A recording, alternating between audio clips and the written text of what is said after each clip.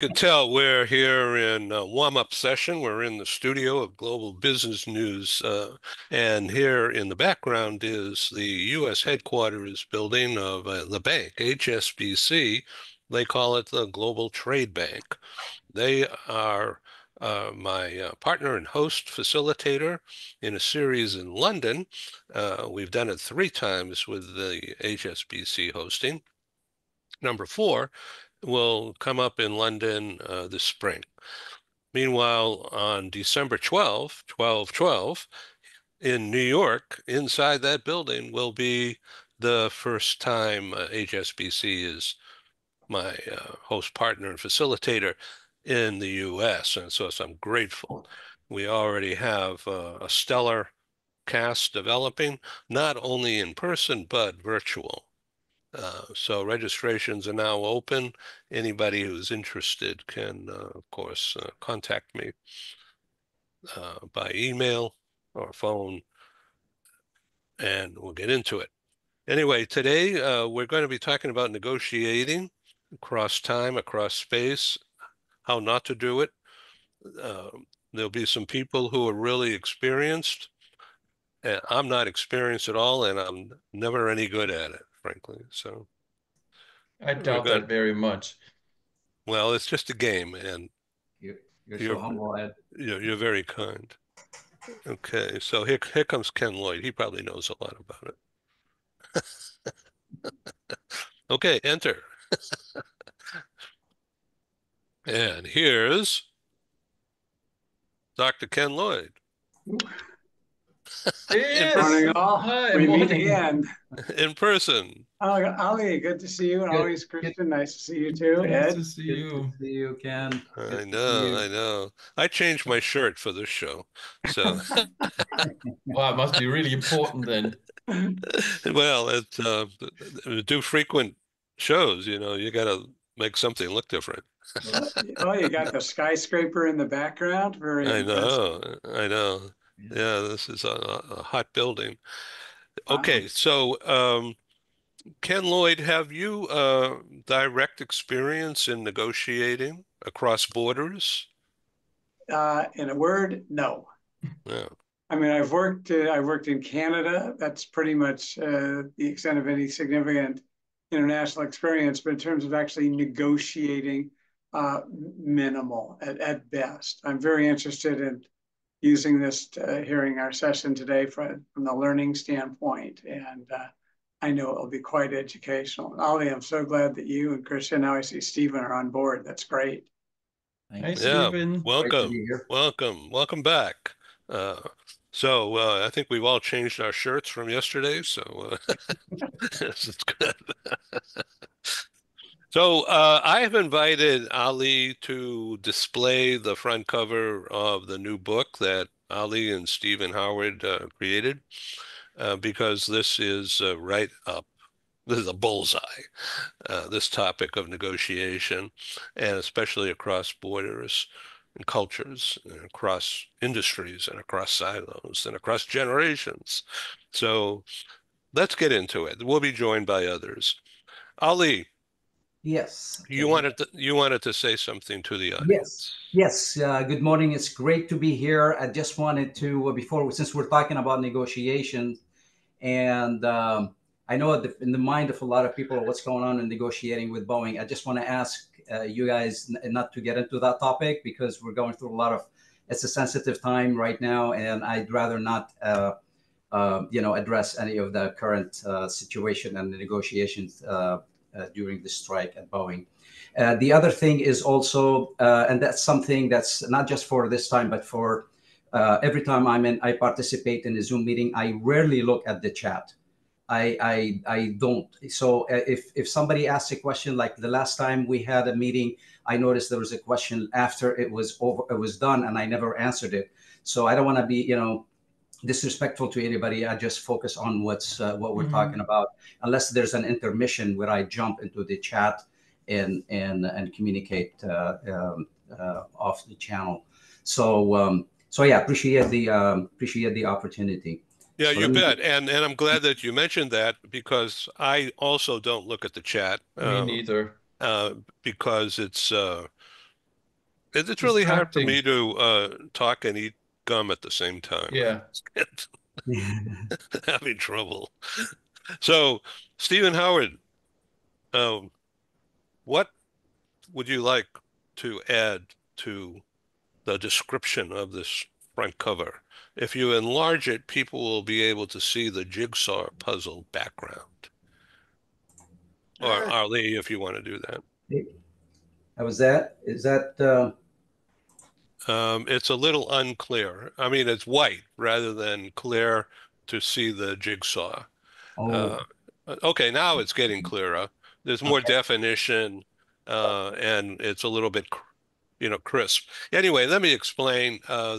In the background behind the headline is a jigsaw-looking puzzle, like with a lot of little pieces, some missing.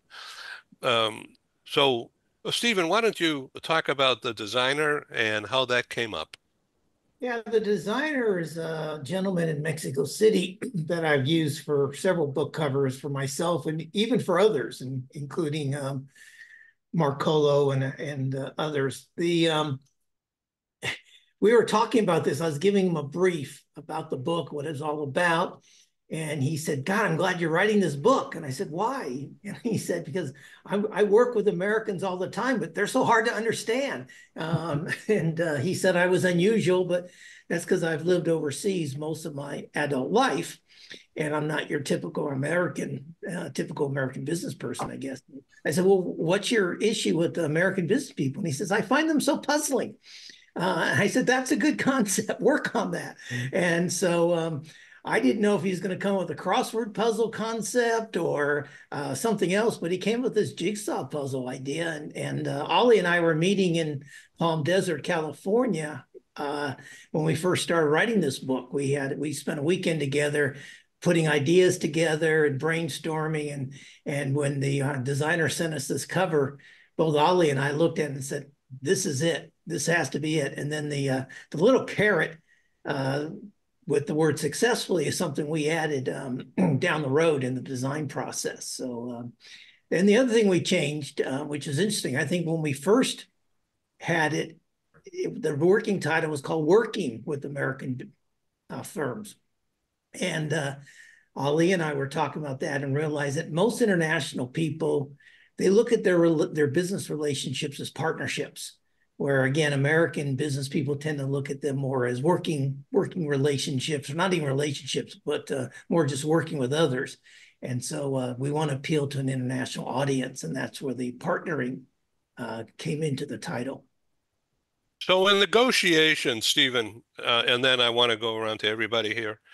In negotiation, on the website I'm building, which most of you have not seen yet, but you will later today when we publish this program. It'll be housed on that website. There's several graphics that I'm utilizing on that website, and it'll be really self-evident once you see them. But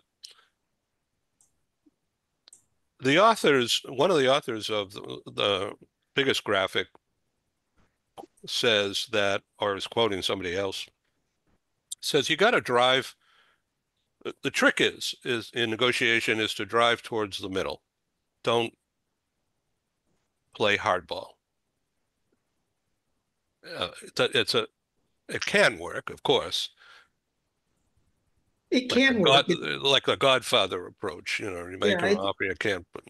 It's refuse. a risky strategy. It can work. I'll give you everyone a quick story where I used this successfully. I was in Seoul, Korea, with my partner. She's born in Ireland, but she's an American. And we were negotiating with a hotel. And the Koreans can be culturally very difficult to deal with and to negotiate with. Mm-hmm. And so I played bad cop. And they were not going to relent on what I wanted. And I was negotiating on behalf of my client. We were going to hold a meeting there of about 1,000 people. And so I stormed out of the meeting. I basically said, if that's it, I'm going back to my client. I'm flying back to Singapore this afternoon. I'm telling my client, we should move this meeting to Japan. Now I have to understand the cultural disrespect the Koreans and the Japanese have. If I said I was moving the meeting to Hong Kong, they would have said, who cares? But Yeah. I'm moving this meeting to Japan. And I stormed off to my room. And I stopped at the concierge desk and I asked them to change my flight reservation from the following day to that afternoon Singapore Airlines flight. And of course, I knew that information would get back to the people I was negotiating with. And my partner, she was shocked because I didn't give her a heads up I did this. So it was news to her. And she called me in my room and said, are you okay? I said, yeah, I'm fine. She said, are you really going to do that? I said, no, I'm watching the basketball game. The Bulls are playing it, with the time zone differences. I was watching the Chicago Bulls play basketball in the playoffs. And she goes, well, what are you going to do? I said, I'm just going to wait here and you go down and be the nice person and tell them what an idiot I am and what a hard ass I am and see if you can get them to be amenable. And 2.5 hours later, she called me in my room and said, they'd like to talk with you. Can you be sweet this time? I said, sure. I came down and I got exactly what I wanted. Now, the interesting part of the story is when we held the meeting there 4 months later, they screwed me and they got me good because we needed something. We had too many people at the meeting. We need one of these big awnings to have more people outside having the lunch. And they gave us a price and we had to take it. And I later found, and we had to rent the thing for 4 days from them. And I later found out I could have bought the darn thing for the price of 3 days of rental. So I basically bought them a free huge tent awning. And so they got me back. So it can be a good strategy, but it can have some bad effects afterwards. Christian. So this illustrates, just like the book cover, that it's really all about the relationship, right? So you forget the negotiation and the terms. First, think about what kind of relationship am I working with here? And the stereotypical American way would be to say it's transactional. Exactly. It's all about the terms. And once the transaction is done, no hard feelings, we got what we wanted or we didn't, and that's fine.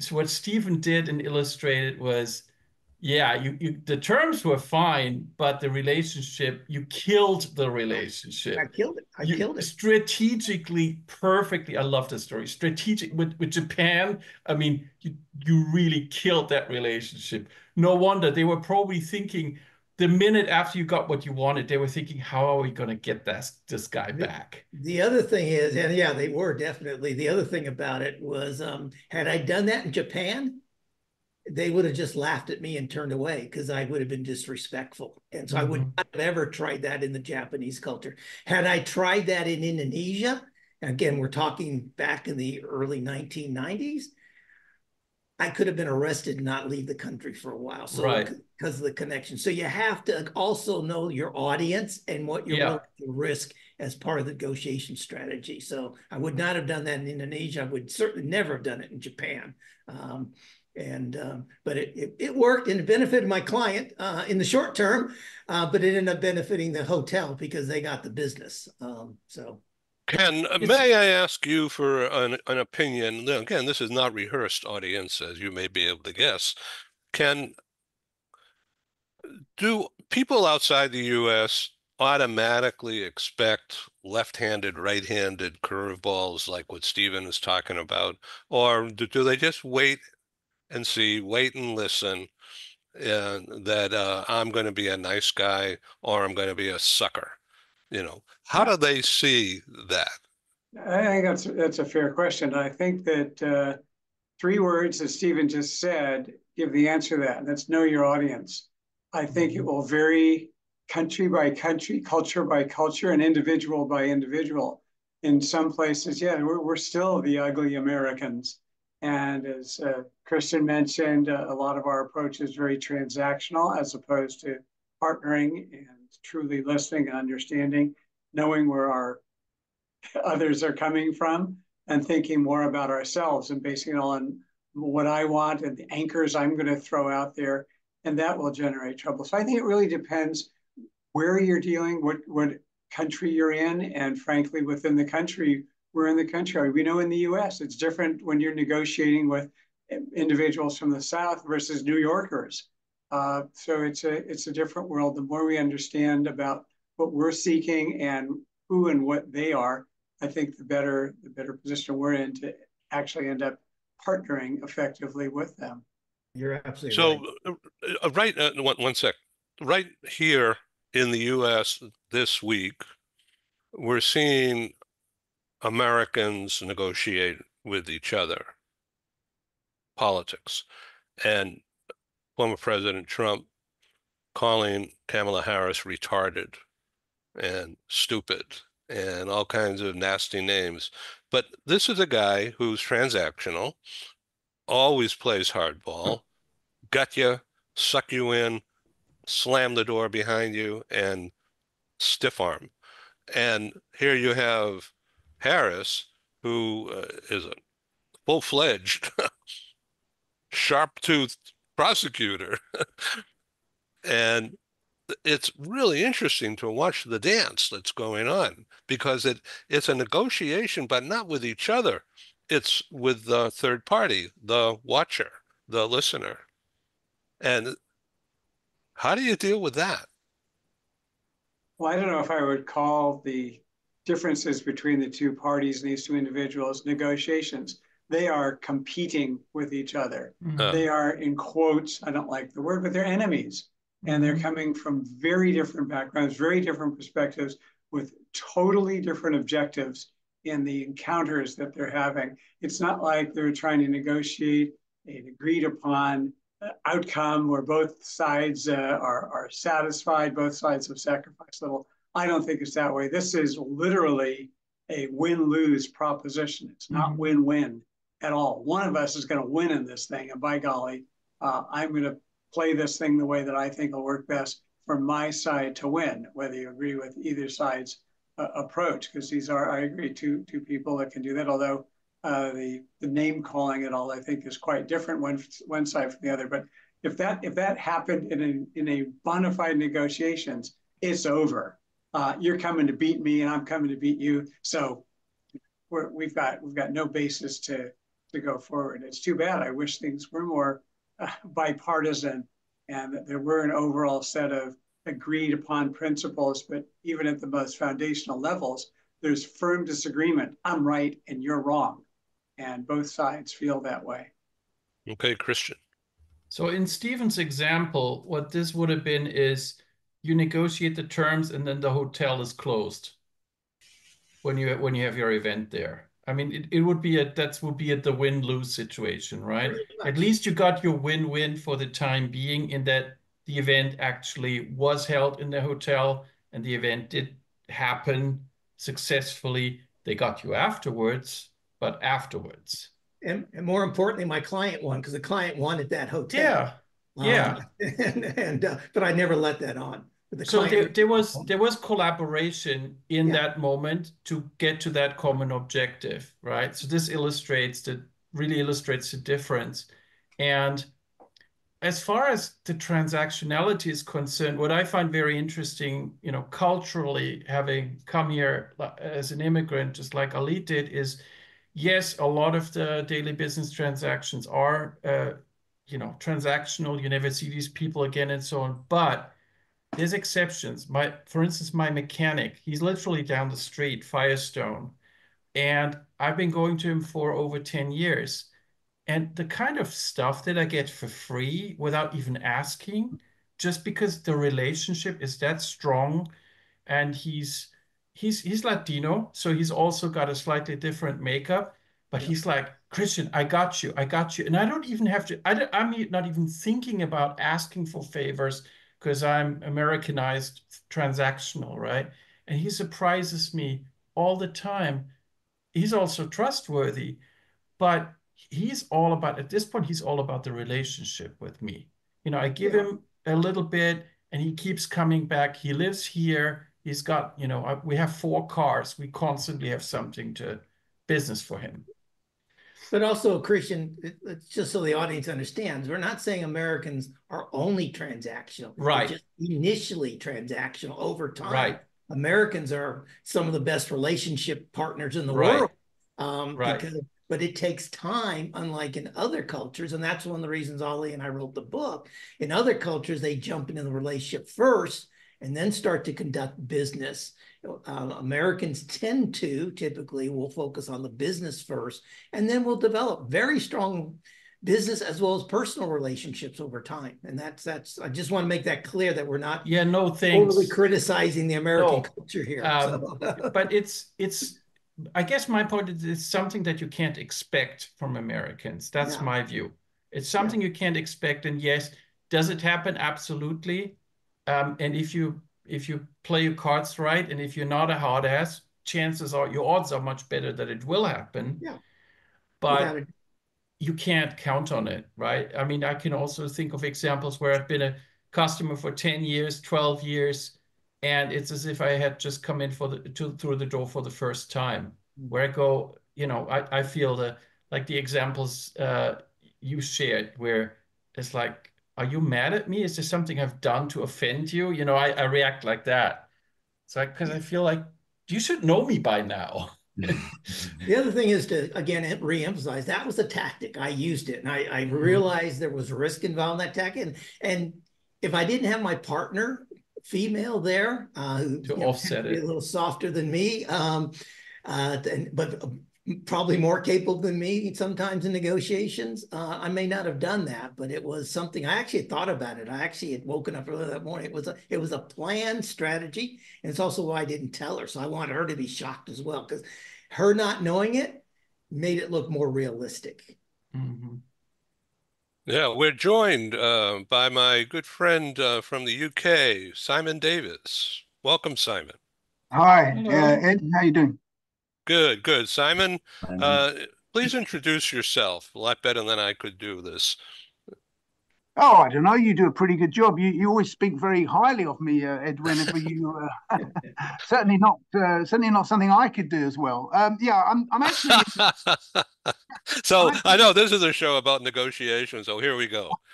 Yeah, I'm actually currently in the United States, in North Carolina, in a town called Greenville, a big medical town, where my daughter's studying. So I'm here at the moment, and yeah, I work for a company in Switzerland called ITX. I think I recognize some of the faces there.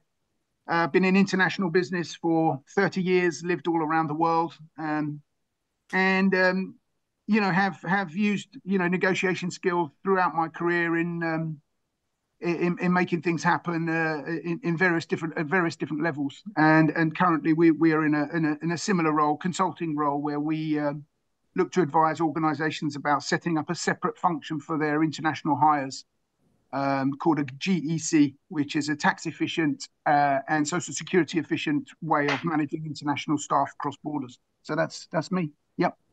Yeah, that's called a global employment company. And it's 100% kosher. In other words, fully compliant on every aspect. So let me introduce these guys here. Dr. Ken Lloyd is right there. He's in LA, longtime business executive, author, TV commentator. And we have Christian Ternedin, who's also in Southern California, long time in the mobility industry. And up in Seattle is Ali Shami, who has many years of international aircraft sales and servicing. And Stephen Howard is in Phoenix today, and he is an author of 25 books. I'm choking on all that work and thinking about all that effort, and on leadership. And joined by Chris Exline, who's in Ukraine. That's right, isn't it, Chris? Correct. Yes. I didn't know whether you'd be in Madrid or someplace else today. Okay, welcome. So this program is about negotiation, doing business across borders, across time, across industries, across whatever. Okay, so Chris is CEO, a founder and CEO of Home Essentials, which is corporate based in Hong Kong and is a very large enterprise. Would you please do us the honor and tell the world who is watching right now about Home Essentials? Well, we were a business we're the first company to take the concept of furniture rental global. And we are the largest furniture rental company in the world outside the United States. We have operations in 21 countries, and our primary customers are expatriates on assignment. That's how Ed, you and I met, and so we had the first value proposition of instead of companies shipping all of their goods back and forth from the United States or Europe to say Hong Kong, Singapore, other places, they should just rent the furniture since they're renting the apartments. And it was one of those things where it was the right idea at the right time. And then, I grew it, and we were growing at 100% a year until I collapsed it. And, then we shrank considerably. But then, it's just, so I think like a lot of people's stories, ours has been one of, an incredible ride, an exhilarating ride to the top, mismanagement by the CEO. I'm not going to mention his name, but when the guy's the damn owner, you can't really, and he doesn't have a board of directors or shareholders, there's nothing you can do. But so and then we're here now in Ukraine, so we have a celebrated history. I furnished the Green Zone in Baghdad, Iraq. I did most of the embassies in Kabul, Afghanistan. Actually set up the government of South Sudan and Juba and Al Fasha, Madagascar, Libya, Pakistan, some other places. So, we ended up in Ukraine 2 years ago by wanting to participate in reconstruction. It doesn't look like reconstruction is ever actually going to occur in this country, which is quite sad. And for those of your people watching from the United States, the appetite for American voters or constituents to authorize additional funding for Ukraine is limited at best.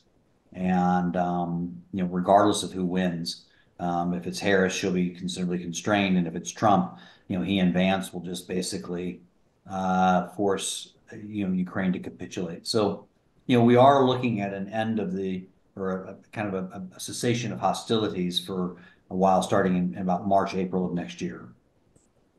Okay, so Chris, you're a very modest guy.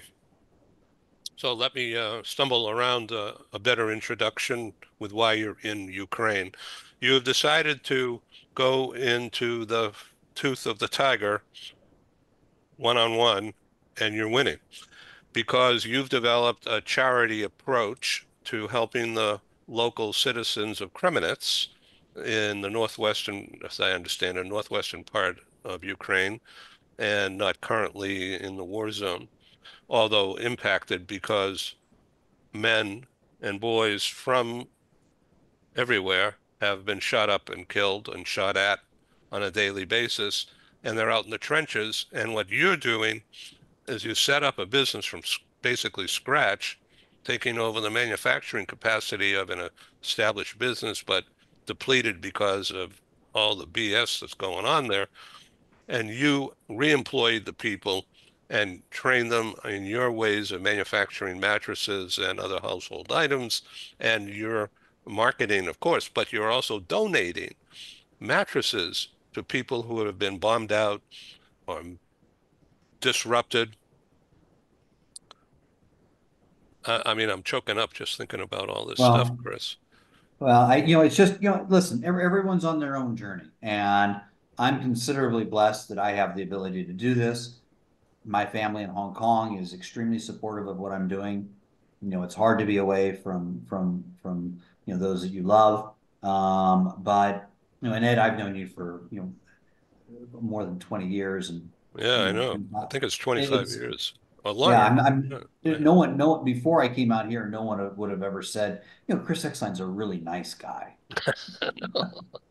You don't have to laugh. You don't. Okay, Ed, you don't have to quickly agree. No, I'm dodging the bullets. Wait.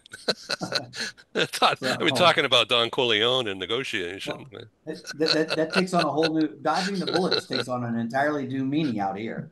But the but when you're in a small town like this, and this town of 20,000 people, in Zaporizhia 2 days ago, 5 young men were killed from this town. 110 men in this town of 20,000 have died defending Ukraine's right to exist. If you're not affected by that, and for Stephen and Ken, that's with an A, if you're not affected by that, then are you really human? And you see these, you have paramedics at these services. You see these mothers clutching a casket, refusing to let go, because when it goes into the vehicle, it's forever gone. And and then I've told you this. I mean, it just so. And then when you're one of the largest employers, or you're a leading corporate citizen, whatever, you have to just say, God, I'm 60 some odd years old. Well, what is my life all about? If I have a chance to make a difference, that's a chance I have to take. And so I've totally changed our entire focus, that we have to be like two rails on a train track. Part of it, we have to have a business that's relevant. It has to align with market, and it has to make a profit. It has to have a justifiable reason for being here. But yet we've got to give back.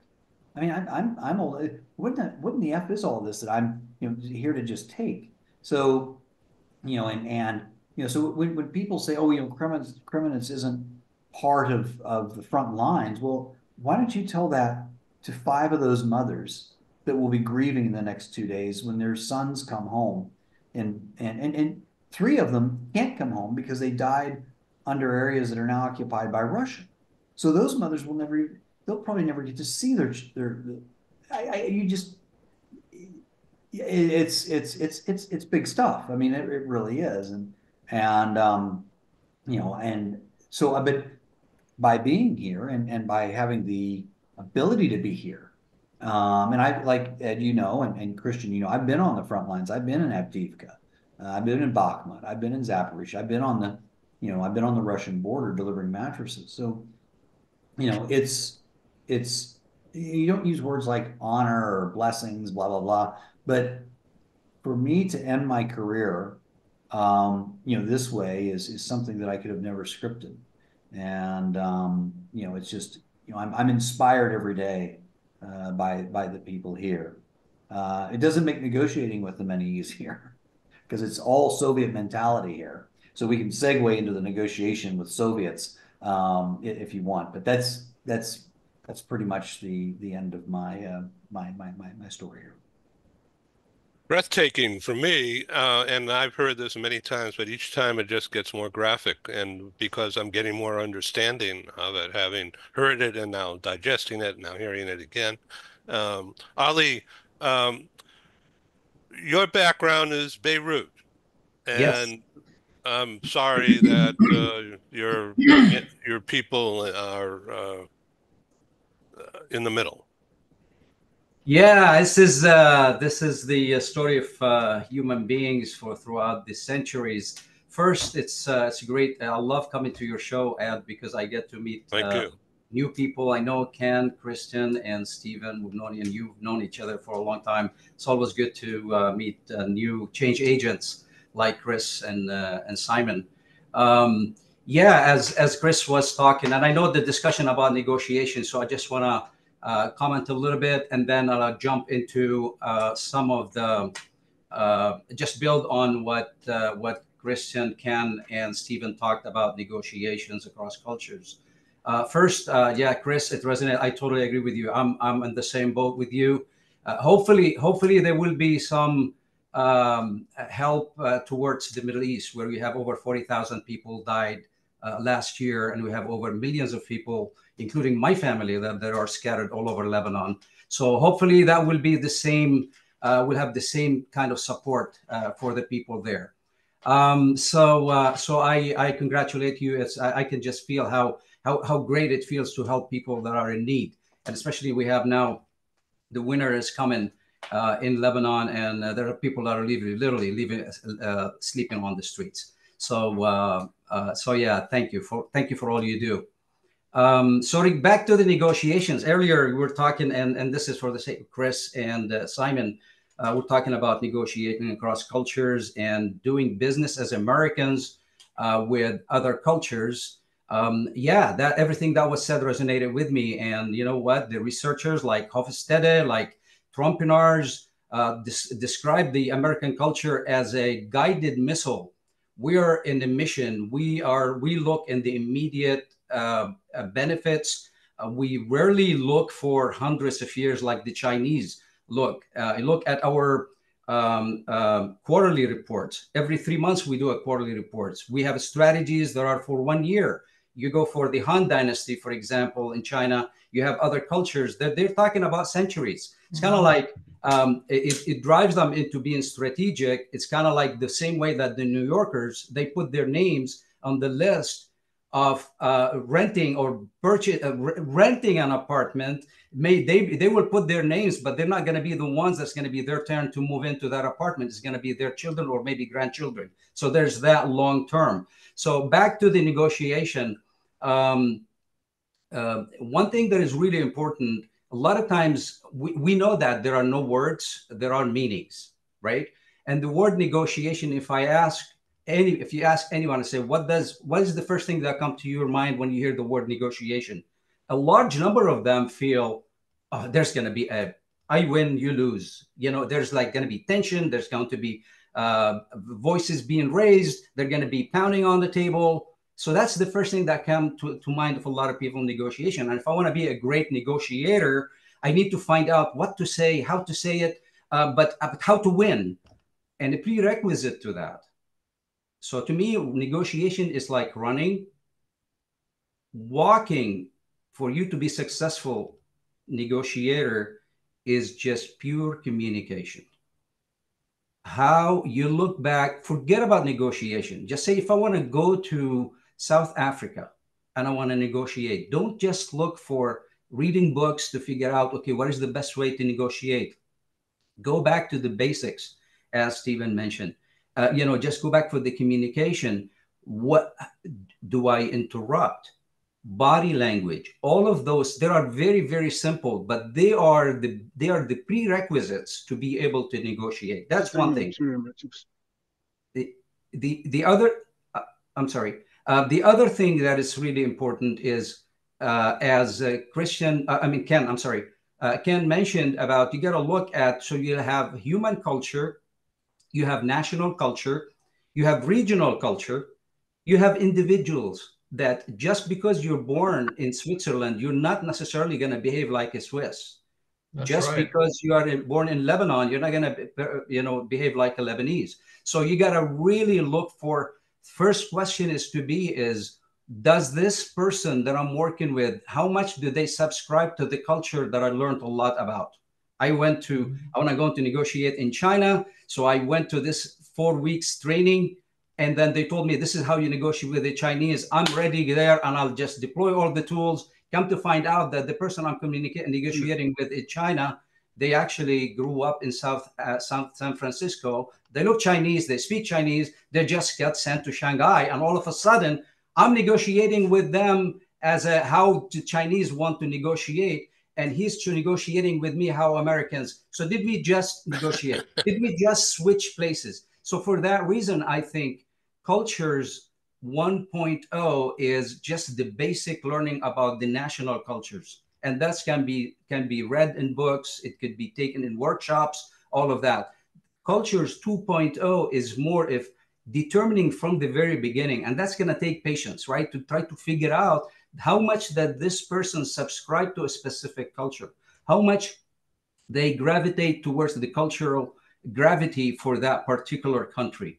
And based on that, you got to be really adjust. So we're globalization, the technology, everything is happening so fast that it's making this much more difficult. Just looking at a person, you don't just, we always talk about the iceberg. You don't look at the iceberg, look what's under the iceberg. Under the iceberg is becoming much, much larger, and it's very hard to to determine. So that's, I think, so for example, while we're talking about this, and I'm just gonna share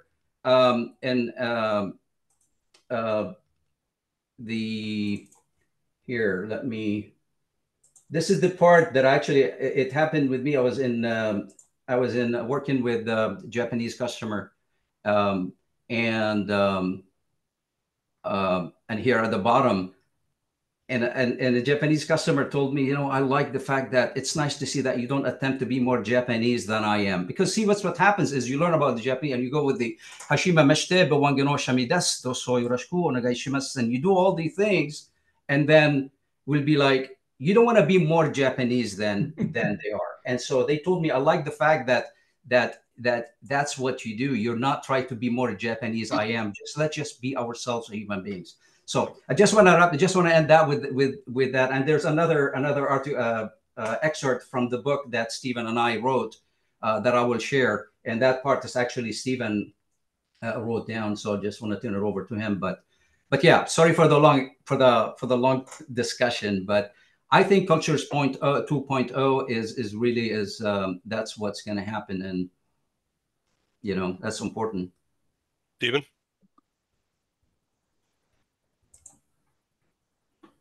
You're mute, Stephen. Mute. Okay, so maybe, yeah. Oh no, I'm back. Sorry, you're right. Hey, it's Stephen. I mentioned your name because here. Let me share the excerpt from the book. And I believe when we were in Palm Beach, I believe you had this negotiation in the United States quicker than in most of the other countries, and towards the win-win situation and about deadlines. So I was gonna mention something about deadlines and punctuality and all of that, but I want to turn it over to you. Well, those are very important, obviously. But I want to go back to what Ken said about knowing the person, and what Ali said about whether they're working from a nationalistic culture, their own personal culture, or their own individual views. I remember one time I was in Singapore, and I knew I'd have to negotiate this contract. And so I was brought in to HR director's office for the final negotiation. And the program I was going to teach for this company was negotiation skills. And so she looked at me and said, okay, everything's good, timing's good, blah, blah, blah, but your price. I said, yeah, okay. Can you bring your price down? And I looked at her and I knew she's a very rational person. So I looked at her and I said, if I bring my price down, you shouldn't hire me. And she goes, why? That doesn't make sense. Don't you want the job? I say, yeah, I want the job. Then why shouldn't I hire you? Because you want to hire me to teach your team negotiation skills, sales negotiation skills. So if I negotiate with you, obviously I shouldn't be teaching your people. she just basically said, you got me. And so boom, I got the contract at my price, not at her price. But the other thing is about deadlines and understanding deadline. I was again negotiating with the gentleman from an IT company. But he was born in Brazil, but he's very Americanized. And I knew he's a type of individual who very focused on deadlines and want to get stuff done. So I'd given him a quote of about $106,000 for a project. Yes, and I knew he was going to negotiate. Okay, I'll jump in. And so we were negotiating on WhatsApp back and forth. He said, I got to bring your price down. I'm on a call. Hey, what can you afford? Someone's using. I don't know who's on the phone there. And he said, I need to bring it at 100,000. Simon, you have a hot mic. Oh, okay. And so I said to him, I said, all right, I can, let's talk about this. It might be reasonable. What do you have in mind? And he goes, what do you have in mind? And I was just about to type the number 95 into my phone and send it when he sent, and I paused. I took time like I was thinking about it. And he sent a message to me with 96. And I said, okay, 96 is good. So by pausing and understanding the person and knowing that, it was like close to the top of the hour. I knew we had another meeting to go. I know he wanted to get this is important to him, blah, blah. I just took that extra 30 or 40 seconds before I pushed send, and I got an extra $1,000 out of it. Yeah, Christian. So this story, I love this story, and I've had similar stuff happen to me, but it illustrates that another thing I would add to what Elise said is knowing what you're working with. I always talked about that with my team. It's yes, so there's a negotiation and fear of negotiation and all the emotions associated with negotiation. Am I a good negotiator? No, I always get screwed, and so on, so on. Okay, there's that. Then there's the cultural part of it is what culture am I dealing with? Ali illustrated that. I'm dealing with a Chinese person. Turns out that person isn't culturally really all that Chinese anymore. Okay, so there's that problem. But then the third one is, what am I really working with? And that's where the deadlines come in. That's where, who is this person on the other side of the table that I'm talking to, right? Ali, if you had learned that a long time before your training, you would have taken in the training in a different way. You didn't have that information, you didn't have those details. So I always try to tell my team, okay, take a step back and look at what you're working with. It's like cooking. You want to make a meal, the first thing you do is you go into your pantry and see what you have, and you see what you need to get. Don't think about how long it's going to take. Don't think about how hard it's going to be. Don't think about who's going to eat it. If you don't do that, nothing else is going to happen. So I would just want to add that to what everybody else has been saying, because it keeps coming up in the stories we're telling here. Yes, Christian, that's an excellent addition to what we talked about. Yeah, learning. Like I have a friend of mine in Dubai. He told me before we get into negotiation, we have people coming from all over Europe, all over the world, coming to sell us things and service and products. And he said a lot of times I say, okay, let's meet in the Jumeirah hotel at 10 a.m.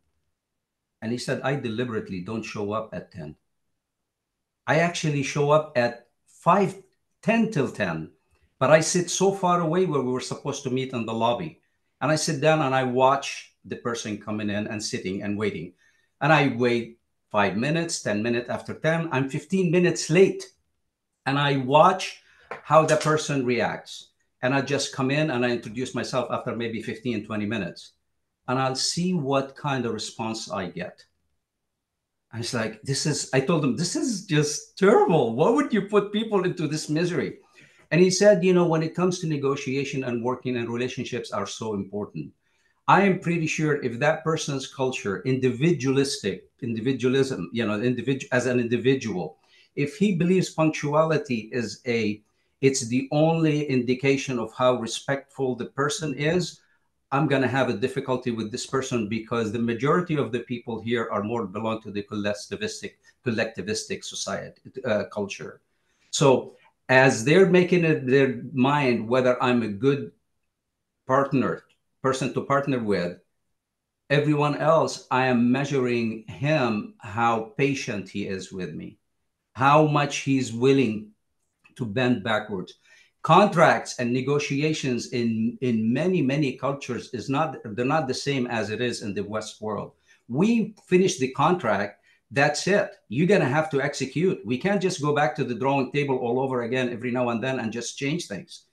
This is a sense, the more you stick with the contract, the better you stick with the contract, the more I'm going to respect you. I'm going to do business with you over and over and over again. In a lot of cultures, no, the contract is a draft and will continue to be a draft until the business, because the relationship is more important. Mm-hmm. So absolutely, those things are so important. Mm-hmm. And how much the person is flexible to understand the situation, and how this trust is built. That is so important. Mm-hmm. And so I told my friend, I said, okay, you know what, maybe just be careful not to tick off someone, just they will walk away and you lose a business, you lose a partner as they're waiting for you at the hotel. So I just wanted to share that story. Let's welcome Simon back onto the program. Simon, unmute, please.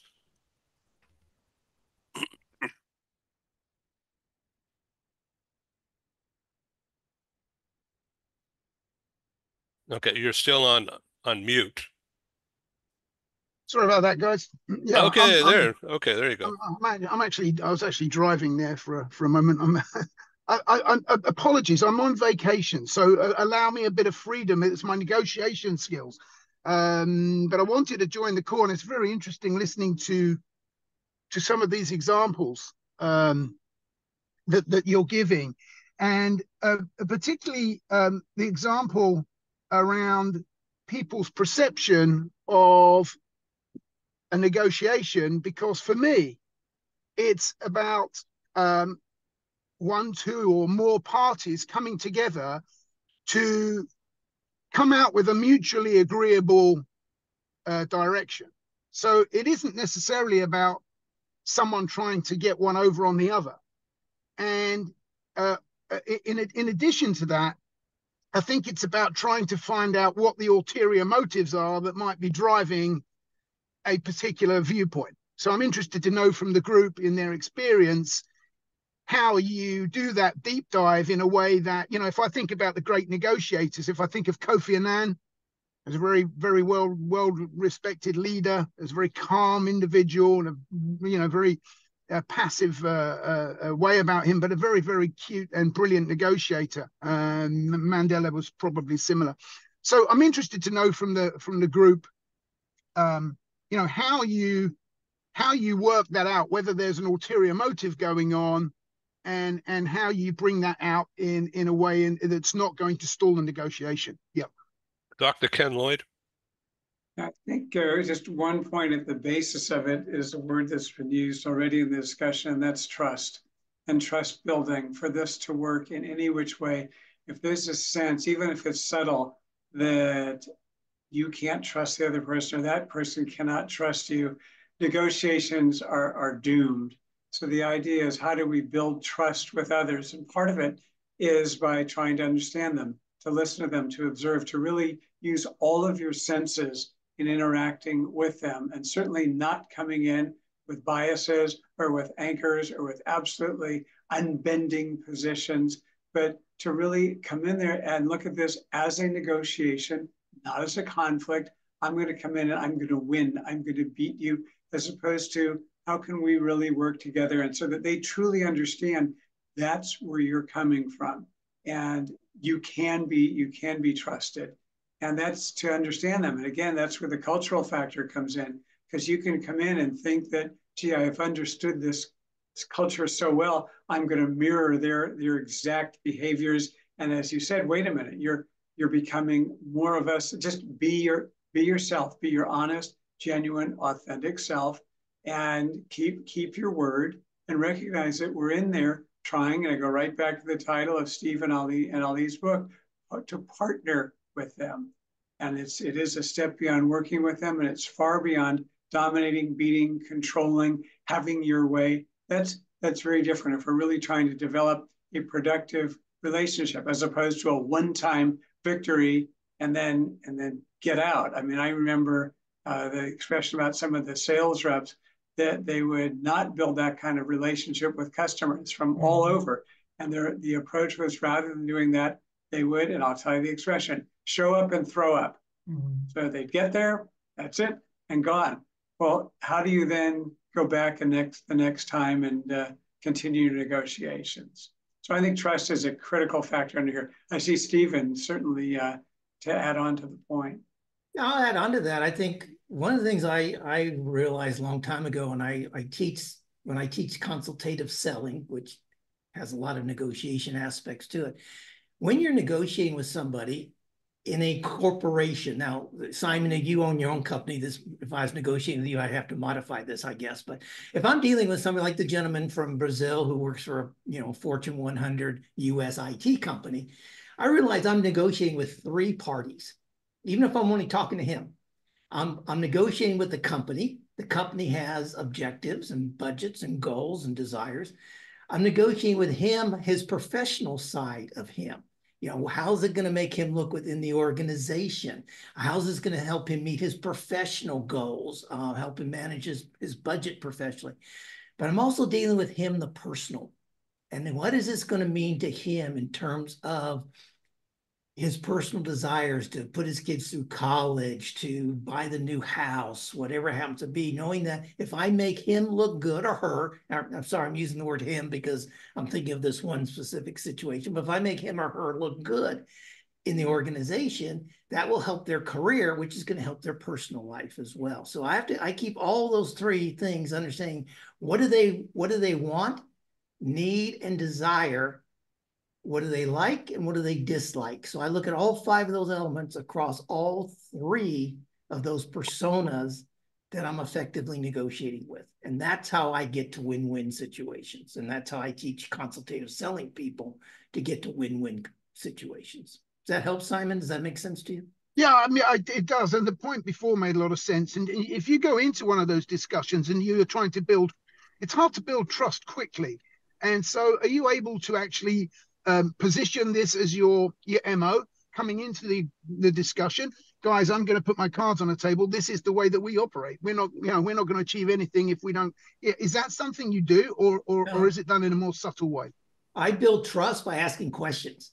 If I ask questions about you and the organization and show a keen interest in that, you can't help but start to trust me. Now, you may not answer all the questions. I have a technique I call high impact questions, which makes the person evaluate, speculate, analyze, and think of something. And I use the number 3 usually. So I would say something early. And remember, these have to be conversations. So I may ask something like, what are the 3 most important aspects that your IT people want to take in consideration to be successful? And I use the number 3 because it makes you stop. If I ask you what's the most important, you just give me what's on top of your mind. So as Ali said earlier about the iceberg, I want to get below the iceberg. So I want to know what's the top 3 things. So you have to, one, think about it, analyze it, and then decide if you're going to share that with me. And if I do, then I pick one of those and I ask, number 2 is interesting. Could you tell me more about that, please? And now I'm getting them involved in the conversation and building trust because they're willing to tell me things that they don't tell other salespeople. Yes, Christian. Something that Simon said really struck me, the ulterior motive, because when we talk about trust, the way Ken defined it and Stephen just defined it, in my mind, if I think that your ulterior motive is ultimately adversarial and you're trying to, screw me over as an ulterior motive, all the trust building is going to be for naught because I will mistrust you. So to me, there's a very fine line between laying all your cards on the table, which, very often you can't, and still showing enough of your ulterior motive to make the other party believe that you are negotiating, as we say here in America, in good faith. The good faith is that the ulterior motive is not adversarial. But if you think of ulterior motive as ulterior motivation, that puts a positive spin on it, and then it allows you to put yourself in their shoes and have more empathy for them, see it more from there, rather than it makes it less adversarial. So I always think of it, what is their ulterior motivation? I'll tell you, one of the things that was most interesting in my career is that I started off as a real estate director, and I was a real estate director. We had over 2,000 stores, and those negotiations were very transactional. You're dealing with a landlord. You want this much. We're willing to pay this much. You're going to put this much in for finish out, but yet and so that. But then when we started in the 90s doing the consolidation and roll up of the rent-to-own industry, you start buying a bunch of companies, and we bought literally thousands of stores. And those negotiations became much more complex because you're dealing with the personal issues. And kind of what Ken and Stephen are saying, you have to create trust. Now, listen, you're not in a negotiation to start, making sure everyone can sing Kumbaya. You're there because I was charged by my companies or clients to, effectuate, arrive at a certain outcome. And especially when you're a public company, you don't go to the CFO and say, he's a really nice guy. But we developed something I learned in business school, which is called the all-party map. And you basically have this ability to create a 3D diagram of every single constituency, how they're involved. You go into the negotiation saying, okay, how can we enlarge the pie? Which once you do that, that engenders trust. I mean, we can talk about earnouts, we can talk about price, price to earnings ratios, blah, blah, blah. But, how, if you're doing an acquisition, and then this saved me when I was buying companies overseas.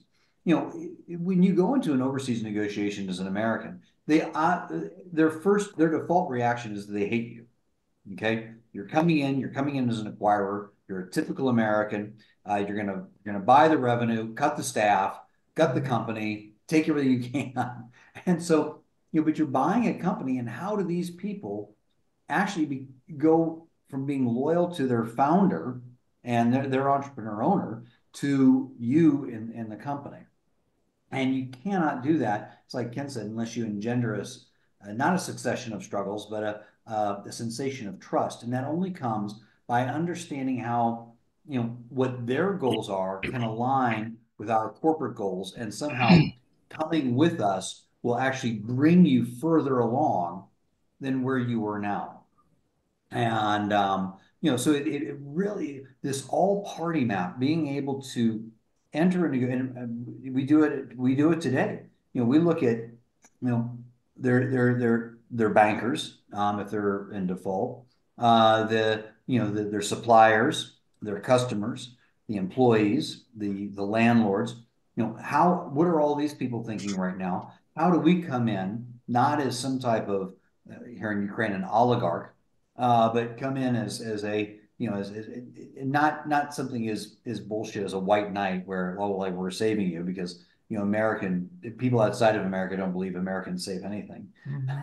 So you've got to, it's very delicate. But unless you go in like Ken was saying, and kind of like what Ali and Steve were saying, you've got to go in understanding the people's culture, not surrendering the culture, but understanding that culture to make sure that you go in and you earn their trust by understanding how you can communicate to them that this acquisition or this negotiation will expand the pie. Well, is what I'm trying to do. You'll expand the pie so that everybody can actually win, even if our overall goals might be a bit different.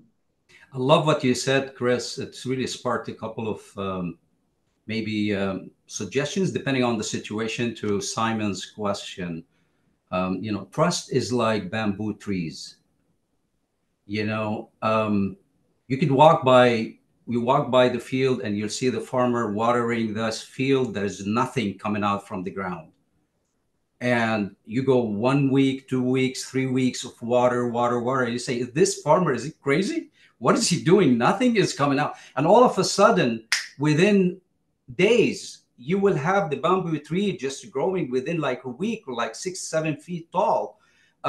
So when negotiating, I think in looking at the trust is ahead of time, doing the homework, learning as much as possible. If you're in a company and you have regional directors, executives, they've done that negotiations in the past with the company, to go ahead and learn from the experience. Tell me a little bit about that person that you negotiated in the past. What worked? What didn't work? There's a lot of homework that needs to be done. Now, at the same time, being prepared for surprises, because maybe things are different on the situation. You got to be ready and not just necessarily read the script.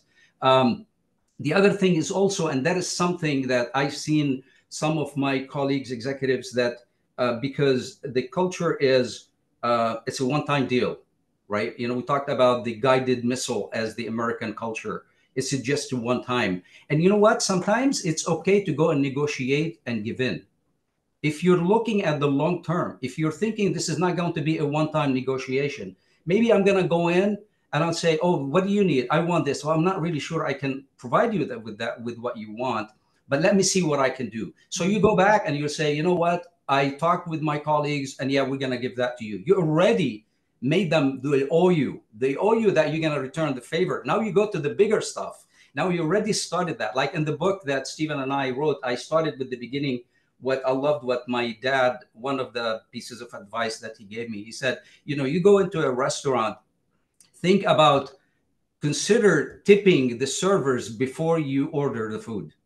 And I'm like, I'm not gonna tip the servers. I'm gonna wait until the end to see how am I being treated. I don't want to give them a good. He said, no, you don't give them the whole tip. Just let them know, project the idea that, hey, I appreciate you.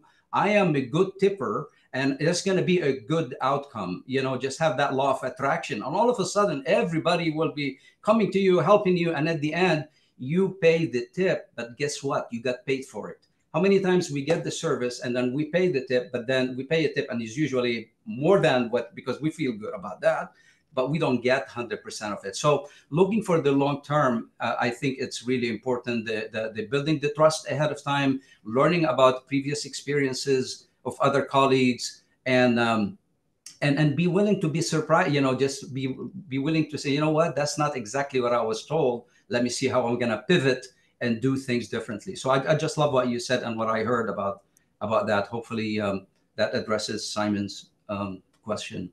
That's a brilliant analysis and story, and I have something to add to that about tipping first. But first of all, let's welcome Gary Sanger from the LA area. He is a preeminent executive search recruiter, consultant par excellence. If you're interested in a seven-figure position, this is the guy who's going to find it or look for you. Gary Sanger. I do windows and floors too. So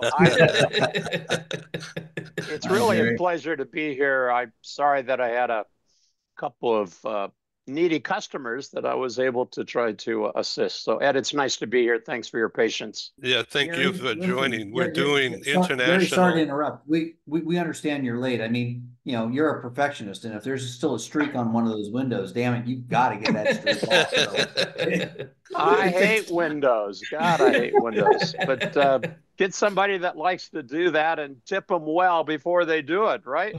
Yeah, I can't stand Windows either. I have Google Android, but so if you pay me 7 figures, I'll do all the windows in your building. Nice to see you, Chris. Love your work. So a long time ago, when I was in college, and I mean, believe me, it's last century, and so a kid my age at the time, but he came from a very wealthy family, and I didn't. And so, and we were in on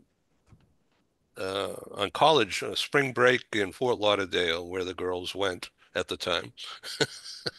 So anyway, this guy Bill, he says, so we went out on a boat and he paid for it, and no problem. And then we went for a lunch in a country club, the yacht club, and so we're sit out on the deck, and all these pretty ladies came over, and so he bought lunch and all that, and he put down like I don't know, a big number bill at the time. It was maybe a 20, and just before anybody ordered anything, and I never saw that before. And then he explained after it was all over that you have to show your appreciation of somebody, but you're also demanding service, and you're willing to pay for it, and that's the message. Yeah, great, Gary. Did it work? But it must have. Everybody enjoyed the company, but I don't remember anything more than that that I'm going to talk about. Edwin, that brings a lot of a great story. I mean, a great point that it's okay in the negotiation to have that confrontation or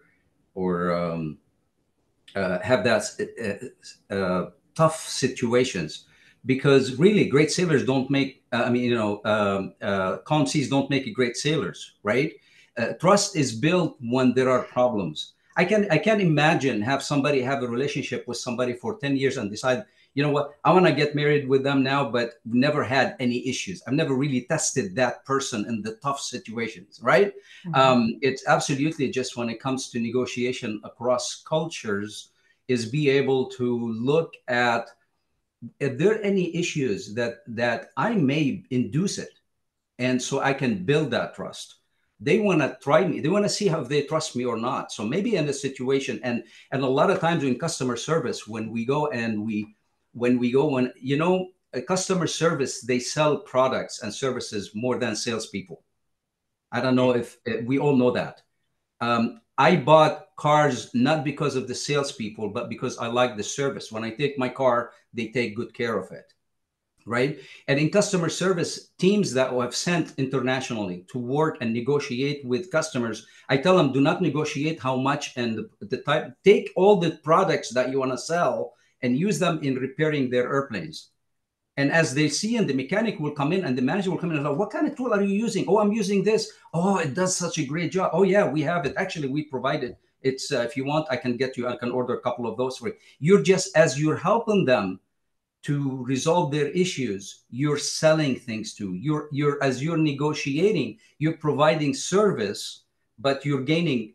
So it's not ulterior motive as much as it's very a smart way of connecting, selling, negotiating, and keeping that human aspect of it, of caring for people and not just knowing, you know.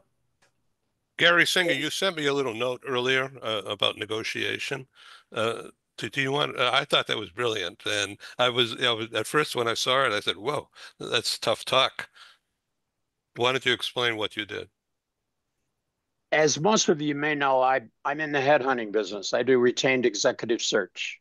And we get into deals that we first of all try to win the deal, in that the company gives us the confidence that we're going to go head up their search for, you know, a VP, an executive, a C-level person. Wanted to share a quick story. This is with a very close family friend. And he has had a great career thus far. He's early 40s, and he is leaving a company. He's in the technology space. He's leaving a company that he certainly is not very happy in, but he's kept his head down and not gotten fired, which is pretty amazing, which is more than I know I would do, because you speak up because you're ticked off, et cetera. Anyway, the long and short of it was, he had a former boss that's 2 levels up in this new corporation that wants him. And so they had designed and defined a new position where he was going to have a global responsibility, and it was going to take him up to the 7-figure level in terms of a package. And so I said to he's really a dear longtime friend. I said, let's role play. Give me the situation, who you're going to be talking to, and lay it on them in terms of what you want, because you've been sharing and whining and talking about all that. So he did about 2 minutes on that. And I said, very simply, I love you a lot, but that was awful. Now, some of you had just gasped, Stephen, I think. I've been known to be blunt. I've been known to call the elephant in the room very bluntly, the elephant. And I said to him, now, what's important to you? I didn't get what was the message. And then, damn it, you just kept talking. So you were just diluting all of the emphasis you had on what you wanted. I wouldn't hire you. I'd discontinue this. And I was being a little bit dramatic about it. But I think the point was, look, I want this job. Here's what I can do for you. Here's what I've been making, and here's my expectation of you, period, new paragraph, shut up and listen. He was having heart failure in the midst of trying to role play that a couple of times. A few days later, he had that discussion, and I said, how'd it work? He said, I start Monday. I think when you really have to be clear on what you want, what's important, what you'll walk from, what in fact you will say no to, you know, if in fact you're there trying to get the best deal and you'll say yes to something lesser than that. I just really have that big deal that said, get specific and then shut up and listen. And oftentimes he who blinks first, and it's usually the guy that wants the job. I love that story because it worked. But also it was a situation, it was the right thing to do. Thanks for letting me share that. Gary, Thank you. Steve? Gary, I have a quick question. I mean, how do you negotiate with someone right now, at this day, today, at this point in time, that's a Mets fan. Repeat that. How do you negotiate with someone right now at this point in time, today, real time, that is a New York Mets fan? How dare you hold up that mug of blasphemy? I offer a number that's maybe four figures and say, hey, let's play it, man. No, there is no win-win in this. When our Mets are going for the Subway Series, Mets. Oh, I hear an offer on the table. All right, you and I have $500 on the bet, and we have to spend it at a meal with drinks, and we're going to enjoy it regardless of who wins. Well, and that's where I get to my full disclosure. Actually, being from Chicago, I'm actually a Cubs fan, so we're used to losing all the time.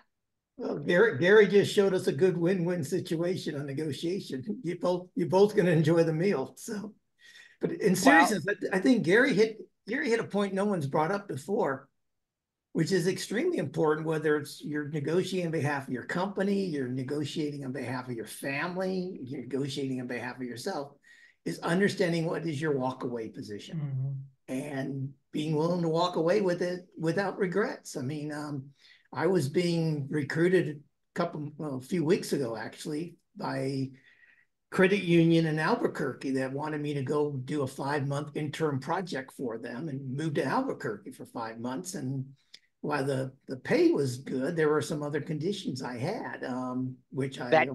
Was that teepee not going to be warm enough that you had to stay in? Yeah, well, that was one of them.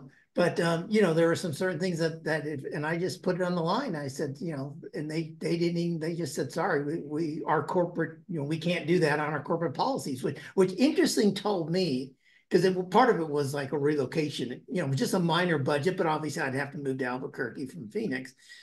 Part of it, and if their attitude was, no, you're going to be on a contract basis, you're going to be, one, they weren't going to treat me like an employee. So one of the things I asked for it, because it was a contract, was to make sure I was going to be paid. It's full time for 5 months. I wanted to make sure I got paid on their holidays, like Thanksgiving, the day after. I don't want to go there and get a day rate and find out 1 week in November, I'm going to get paid 3 days. I'm not going to get paid between Christmas and New Year's because they're closing down. That's not fair to me. And they said, no, well, we can't do that. It's not our company policy. I realized that their values and my values were at conflict. And so I just said, thank you, but no, thank you. So I knew my way position. That was important. Stephen, if you refocus that to say, let's just use an example. Let's say that was a $100,000 deal and it covered 5 months and it's trying to influence $20 million worth of business, just making these numbers up. So I stay focused on the 20 million. I stay focused on the 100 grand, and I stay focused on these are the things we can get done for you. I hate it when you get lost in the detail down there about whether you get paid for 6 holidays or not. I hate that, because if you have a $100,000 deal in jeopardy, if you have $20 million worth of business that you're trying to influence, and you stay focused on that bigger piece of it, I think when you're negotiating something that said, look, let me understand, here's what we have on the table, here's what you're concerned about, and if we did this, do we have a deal? You know, rather than you do one thing, then second thing, then third thing, then fourth thing, and it's fricking forever, somehow or another, getting down into the weeds on detail number 4, and it blows the $20 million worth of business you're trying to help. It blows your $100,000 deal. Stephen, those corporations, I lived and survived barely in Citibank, one of the biggest and one of the toughest. And when you're in a situation like that, maybe it's 110 grand and they don't worry about their frickin' policies about whether they pay for holiday or not. They don't care about that. I don't know. Big picture, to me, Chris, you're out there trying to do a new major alliance or a new major set of business. How do you make the thing happen without detail number 3 messing it up? Well, you basically, like I said, you expand the map and you're able to kind of distill the reality from the rhetoric. And things you basically when you expand the map, things become less personal. And so I'm able to accommodate a lot more. But also that in different situation, because us being vertically integrated, our gross margins are much higher. So we can afford to overpay because we know that the minute we take over a company, we'll increase the gross margins and be able to pay for it. And it's like I forget which one of you said it, but the BATNA, the best alternative to a negotiated alternative, and the ZOPA, the zone of potential agreement. Once you're in that zone of potential agreement, then there's really you should close, unless someone is really unrealistic, or, and Gary, you know this much better than I, you have incumbent constituencies that don't want to lose their job and will passively aggressively submarine the deal because they're going to be out of a job. They don't give a damn about shareholder value or unless it pursues their options. But if you're in there, if you expand the pie, if you expand the area where more people are winning, then you're able to kind of rush through all this stuff and just focus on getting to the closure. What happens though is that if you've got some really recalcitrant people at the top, it becomes quite delicate because they're behind the scenes poisoning the people that you will soon employ against your takeover, if it is a takeover. And it should never be, first off, you never use the word takeover, but the merger, the acquisition, or the integration. And especially in Europe, oh my golly, Christian, you as a European, this. As an American, we could never go in and use the word takeover. Can't even use the word merger. As an American coming in for a merger, no. It's about, let us learn from you. Especially in Eastern Europe, in Germany, where you have labor unions that get positions on board of directors. And when they find out that I don't even have a board of directors, it's like, well, we can't work with you if we're not on the board. You're a cowboy. So you're Wild West. Exactly. Well, are you guys familiar with the term? Alignment. Yeah, you're right. Are you guys familiar with the term presumptive close? Oh yeah, of course. Yeah. Let's talk about that for a minute, Ed. Could we? Absolutely. The arrogance of a presumptive close. Anybody want to address that as to how it's worked or backfired? I'm just always fascinated by that. Well, I've used it and I teach it, and it's you get to a point and you seem like you've got a contract. One of the things, first of all, you have to understand, and it might be different in the recruitment industry, but maybe not. But when you're selling products and services, everything's a trial close. Mm-hmm. And so presumptive close is you think you've got a deal, and you basically say, well, it looks like we've knotted out everything. We've covered all the bases here, an American phrase there, but we've overcome everything you've asked about. Would you like me to bring a contract by next week? Or should I send you would you prefer I send you the contract by delivery or by PDF, something like that? And it basically says you presume now you have a deal. And the other person, you either is going to say, yes, send me the contract, or they're going to say, well, no, I'm not ready yet. And then that allows you to now say, well, what else is on your mind? What else can I cover for you? Because that's a presumptive close. What will it take will it take to sell you this car today is what I learned when I sold cars. Yes.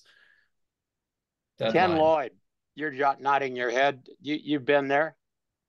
Absolutely. But the presumptive close can lead to a situation where by presuming it and assuming it, the person you're dealing with is nodding and going along, particularly if the conversation has included a lot of yeses, a lot of agreement, a lot of, if you will, pacing and trust building.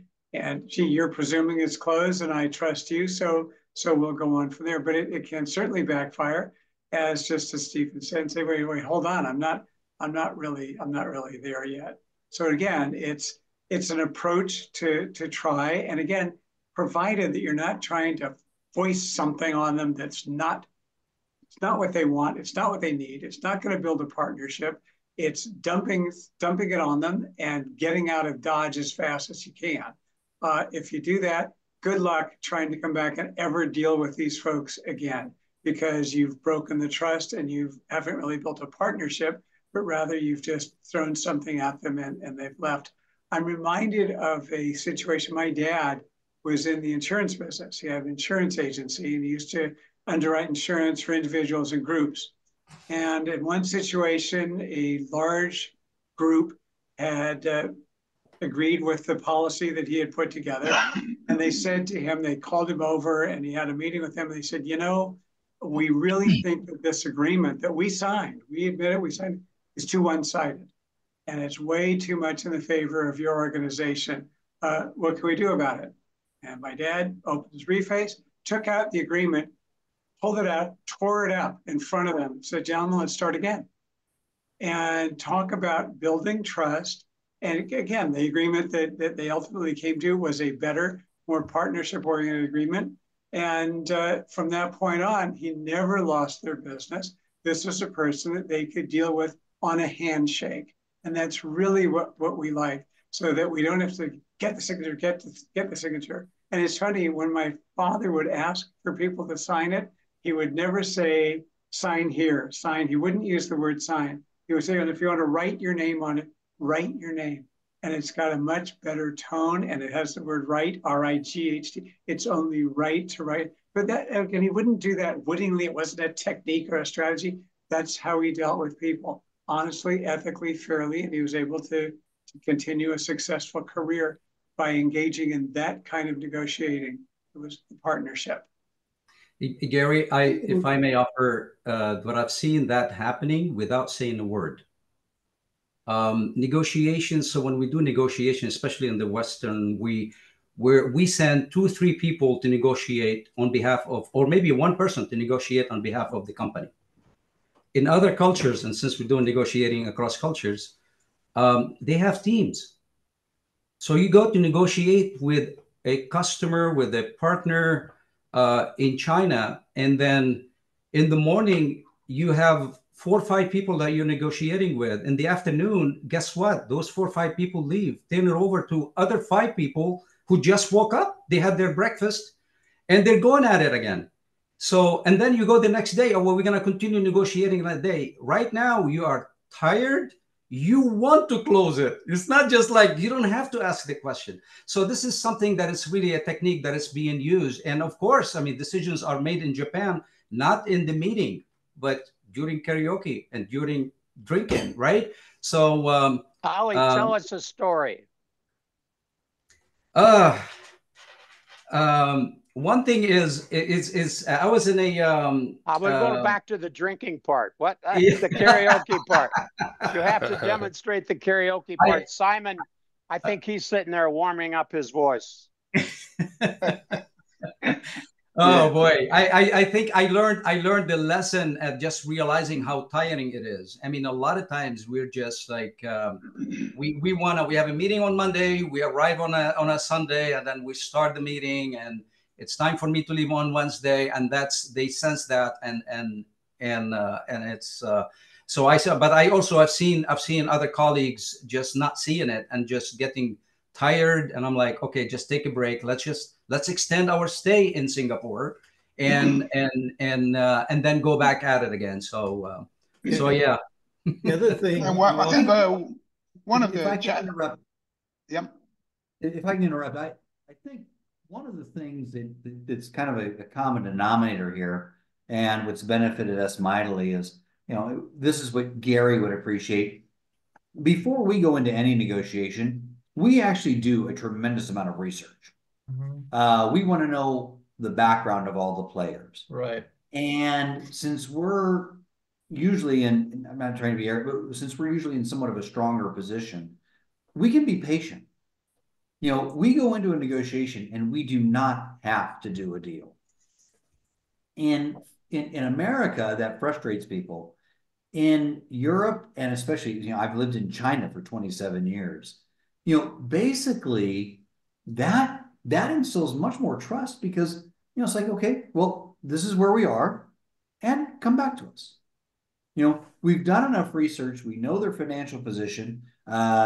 Oftentimes we'll know the relationship with their bankers if they have them, you know, and we'll know about their locations and things like that. So, you know, we're not a company that has to do a deal. And that basically, without saying anything, gives trust because we don't have to do a deal. We're not under any pressure. But we would like to do a deal. You know what my deal is? I'm here.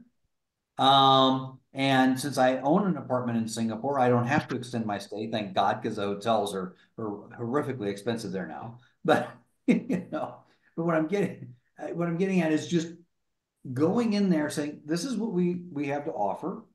This is where you are.